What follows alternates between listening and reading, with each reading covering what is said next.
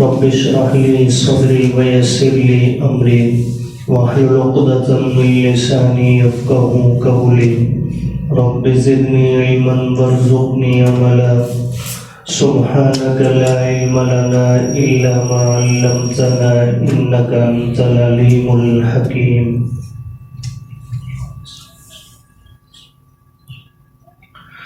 افرأیت الذی تولی، کیا آپ نے دیکھا اس شخص کو جس نے منہ پھیر لیا، وَأَعْطَى قَلِيلًا اور دیا اس نے تھوڑا سا، وَأَكْدَى اور سخت دل ہو گیا. أَعِندَهُ عِلْمُ الْغَيْبِ، کیا اس کے پاس ہے غیب کا علم، فَهُوَ يَرَى پس وہ دیکھ رہا ہے. أَمْ لَمْ يُنَبَّأْ کیا اسے خبر نہیں دی گئی، بِمَا فِي صُحُفِ مُوسیٰ اس کے ساتھ جو حضرت موسیٰ علیہ السلام کے صحیفوں میں ہے، وَإِبْرَاهِيمَ اور حضرت ابراہیم علیہ السلام کے صحیفوں میں ہے، الَّذِي وہ ابراہیم، وفا جس نے اپنے رب سے کیا ہوا عہد پورا کیا. اللہ تزر یہ کہ نہیں اٹھائے گا، وازرۃ کوئی بوجھ اٹھانے والا، وزر اخری کسی دوسرے کا بوجھ. وَأَن لَّيْسَ اور یہ کہ نہیں ہے، لِلْإِنسَانِ کسی انسان کے لیے، إِلَّا مَا سَعَى مگر وہی جس کی وہ کوشش کرے. وَأَنَّ سَعْيَهُ اور بے شک اس کی کوشش، سَوْفَ يُرَىٰ ان قریب دیکھی جائے گی. ثُمَّ يُجْزَاهُ پھر دیا جائے گا اسے، جَزَاءَ الْأَوْفَىٰ پورے کا پورا بدلہ. وَأَنَّ اور بے شک إِلَىٰ رَبِّكَ تیرے پروردگار کی طرف ہی، الْمُنْتَہَىٰ لوٹ کر جانا ہے. سورہ نجم مکی صورتوں میں سے ہے، اور مکی صورتوں میں اللہ پاک نے بنیادی عقائد کو بیان فرمایا، جن میں سب سے مقدم عقیدہ توحید، پھر عقیدہ رسالت، اور تیسرے نمبر پر عقیدہ آخرت، یعنی مرنے کے بعد کے تمام معاملات پر ایمان رکھنا.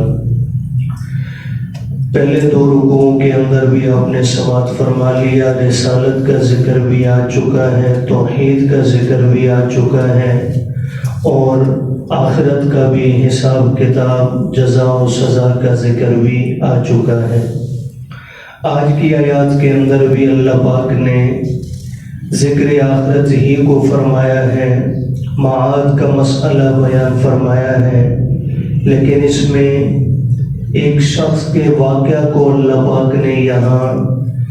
اجمالاً اور کنایتاً بیان فرمایا ہے. صاحب روح المعانی نے ایک روایت نقل کی ہے ان آیات کے شان نزول میں، کہ ولید ابن مغیرہ جو کفر ہی کی حالت میں مارا گیا، یہ شخص نبی کریم صلی اللہ علیہ وسلم کے پاس آیا اور اس نے آپ کی زبان مبارک سے قرآن مجید سنا، تو اس کے دل پر اثر ہوا، عذاب کی آیات سنی، اور اسے خوف طاری ہوا اس پر کہ میں مرنے کے بعد اللہ کے حضور جاؤں گا، کہیں عذاب میں مبتلا نہ ہو جاؤں. تو یہ دلی طور پر ایمان لانے کے لیے تیار ہو گیا، لیکن پھر اس کی بدقسمتی، اس نے اپنے اس ارادے کا ذکر اپنے دوستوں میں، جاننے والوں میں کیا. تو ایک دوسرا مشرک جس کا روایت میں نام ذکر نہیں کیا گیا، اس سے جب اس نے اس بات کا ذکر کیا کہ میں مسلمانوں کے پیغمبر کی زبان سے قرآن سن کر متاثر ہوا ہوں، اور میں چاہتا ہوں کہ میں ان کا کلمہ پڑھ کر اسلام میں داخل ہو جاؤں، تو وہ شخص کہنے لگا ایسا کرنے کی تجھے ضرورت کیوں پیش آئی، تو ولید ابن مغیرہ نے کہا کہ انہوں نے عذاب کی آیات پڑھی، چونکہ عرب تھا یہ بھی، تو میں سمجھتا ہوں کہ مرنے کے بعد جو اللہ نے عذاب دینا ہے وہ میں نہیں برداشت کر سکتا، اس لیے میں اسلام قبول کر رہا ہوں۔ تو دوسرے شخص نے کہا اچھا ایسے کر، تجھے عذاب ہی کا ڈر ہے، میں تجھے گارنٹی دیتا ہوں جو عذاب تجھے ہونا ہے وہ میں برداشت کر لوں گا، لیکن اس کے لیے تھوڑی بہت دنیا کے اندر تو میری مدد کرے گا مال و دولت کی صورت میں۔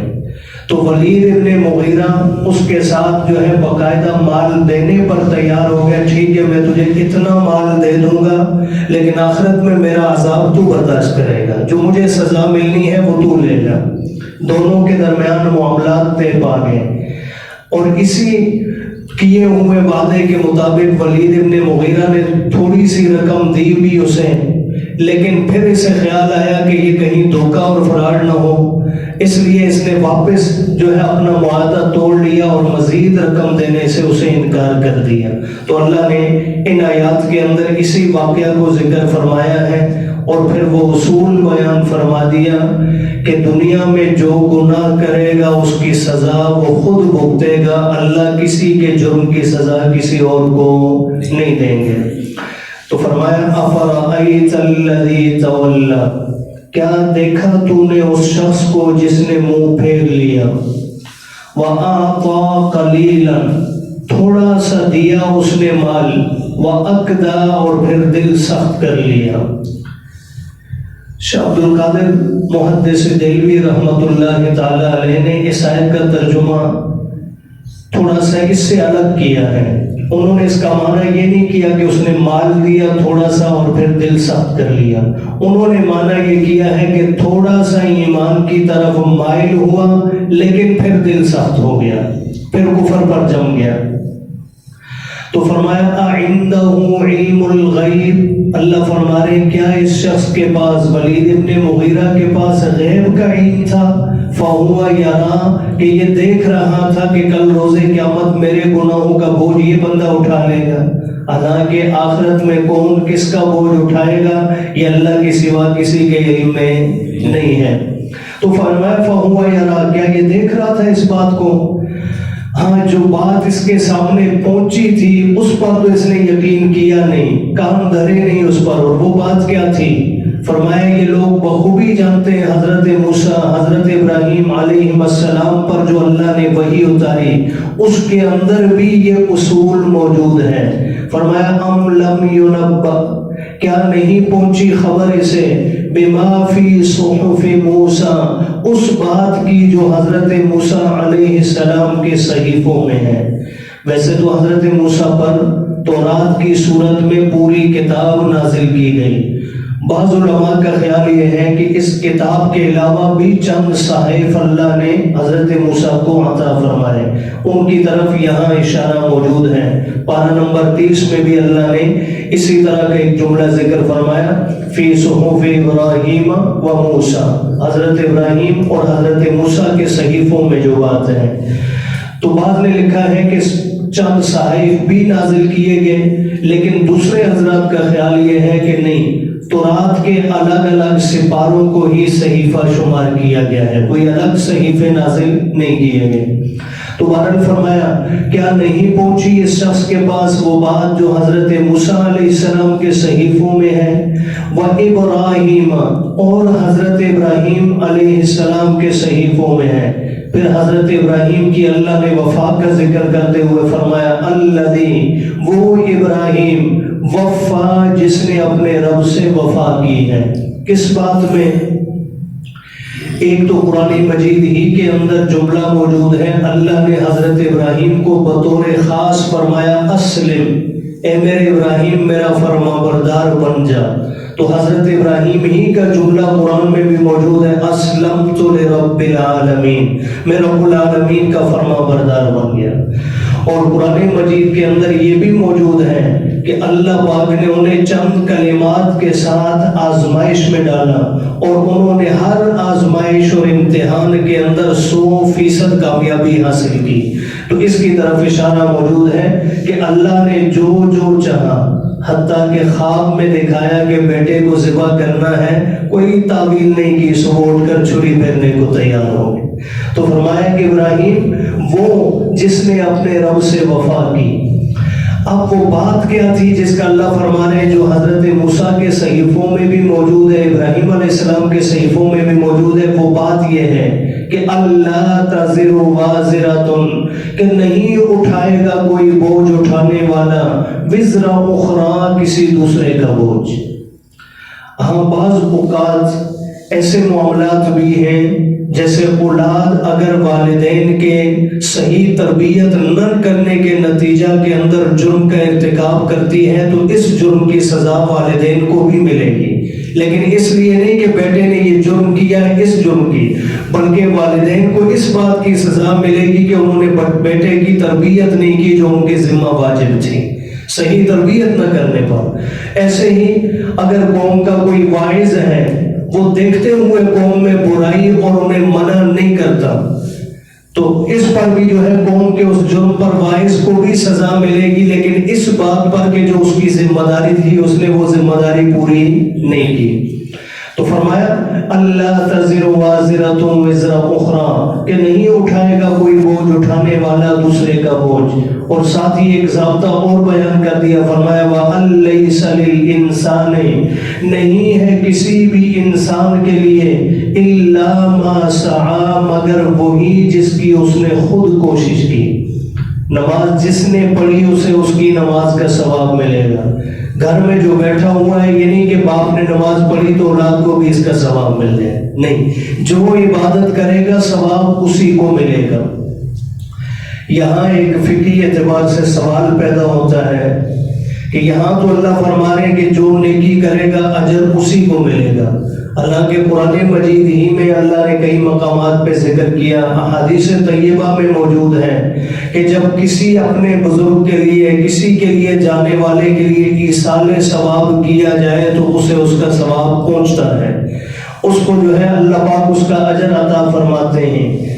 تو پھر تو ان آیات کے اندر تعارض پیدا ہو گیا، یا اس آیت میں اور احادیث میں تعارض ہو گیا۔ جیسے ایک حدیث میں آتا ہے، آپ نے فرمایا جب انسان اذا مات الانسان، جب انسان دنیا سے چلا جاتا ہے، انقطع عملہ، اس کا عمل ختم ہو جاتا ہے، الا من ثلاث، مگر تین باتیں پھر بھی باقی رہتی ہیں، صدقۃ جاریہ، صدقہ جاریہ، او علم ينتفع به، اس کا وہ علم جو اس نے سیکھا آگے سکھایا جب تک چلتا رہے گا فائدہ ملے گا۔ اور نمبر 3 فرمایا ولد صالح یدعو لہ، نیک اولاد جو اس کے مرنے کے بعد اس کے لیے دعا کرے تو اللہ والدین کو ثواب پہنچاتے ہیں۔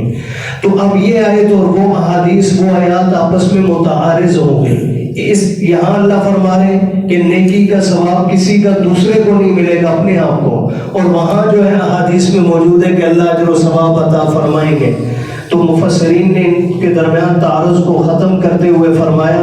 یہاں سعی سے مراد ہر نیکی نہیں، بلکہ یہاں سعی سے مراد چونکہ پیچھے سیاق و سباق اشارہ کر رہا ہے، ولید ابن مغیرہ کے ایمان لانے کا ذکر موجود ہے کہ وہ ایمان لانا چاہتا تھا پھر رک گیا، تو آگے سعی سے مراد بھی ایمان کی سعی ہے کہ ایمان لانا کسی کا، باپ اگر مومن ہے بیٹا کافر ہے تو باپ کا ایمان بیٹے کو فائدہ نہیں دے گا۔ ایسے ہی اگر بیٹا نبی بھی ہے اور باپ خدا نخواستہ اگر جو ہے عقیدہ کفر پر قائم تھا تو نبی بیٹے کے ایمان جو ہے باپ کافر کو کوئی فائدہ نہیں دے گا۔ اس کی مثالیں دنیا میں موجود ہیں۔ تو اس لیے فرمایا یہاں سعی سے مراد عام سعی نہیں بلکہ نیکی اور عبادات کا ثواب اللہ یقیناً جو ہے پہنچاتے ہیں اہل ایمان کو، جس کے لیے جو ہے کیا جائے۔ تو فرمایا وَأَن لَيْسَ لِلْإِنسَانِ إِلَّا مَا سَعَى، نہیں ہے انسان کے لیے مگر وہ جس کی اس نے کوشش کی۔ وَأَنَّ سَعْيَهُ سَوْفَ يُرَى، دنیا کے اندر تو بسا اوقات بڑی محنت سے کیا ہوا کام بھی بڑوں کو نظر نہیں آتا، لیکن اللہ کی عدالت میں ایسا نہیں۔ فرمایا بے شک اس کی کوشش عن قریب دیکھی جائے گی، سب کچھ اللہ کے حضور سامنے آئے گا۔ فرمایا ثم یجزاہ الجزاء الاوفا،